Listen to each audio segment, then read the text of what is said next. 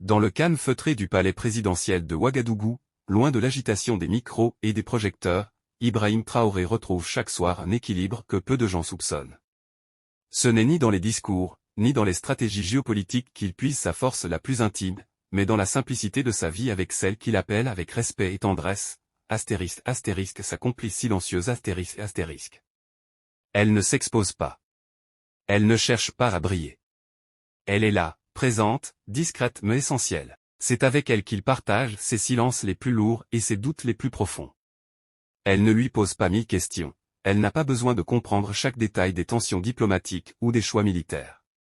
Elle l'écoute. Elle observe. Et parfois, d'un simple regard, elle lui offre ce que personne d'autre ne peut lui donner, une lucidité affective, une vérité désarmée, sans filtre, sans calcul. Leur quotidien est un mélange de simplicité et de discipline. Le matin, elle veille à ce qu'il ne quitte jamais la maison sans un mot doux, glissé comme une amulette entre 2 tasses de café. Ce geste minuscule, répété inlassablement, est devenu pour lui un rituel sacré. Il dit souvent, à ceux qui lui sont proches, ***, ce n'est pas le pouvoir qui manque. C'est elle. * car c'est en elle qu'il se retrouve, non pas en tant que chef de l'État, mais en tant qu'homme. Il parle peu de politique à la maison. Il tient à préserver leur cocon de cette lourdeur. Mais parfois, après une journée épuisante, il s'autorise à déposer sur la table une inquiétude, un dilemme, une décision qui pèse. Et elle, sans donner de leçon, lui rappelle pourquoi il a commencé ce combat, pour le peuple, pour la justice, pour la dignité. Sa force à elle n'est pas dans la parole publique. Elle est dans l'écho privé, dans la profondeur invisible, dans la loyauté sans condition.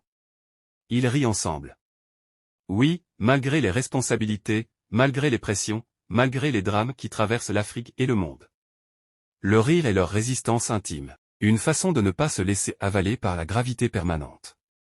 Elle le taquine sur ses discours trop longs, il plaisante sur ses plats trop épicés. Ce sont ces moments-là qui le gardent humain. Ils ont un jardin, à l'arrière du palais, où ils se retrouvent parfois en fin de journée. Pas de garde rapprochée, pas de caméra. Juste deux, assis sur un banc de pierre, parlant de leurs débuts, de leurs rêves, ou parfois de rien du tout. Et c'est dans ce silence partagé que se dit l'essentiel, l'amour n'a pas besoin de déclarations grandiloquentes. Il vit dans la constance, dans la fidélité silencieuse, dans la présence quotidienne. Ibrahim Traoré aime profondément sa femme. Pas comme une figure derrière un président, mais comme une encre dans la tempête, comme un repère dans l'histoire. Ce lien entre eux n'a rien de spectaculaire, et c'est précisément pour cela qu'il est puissant.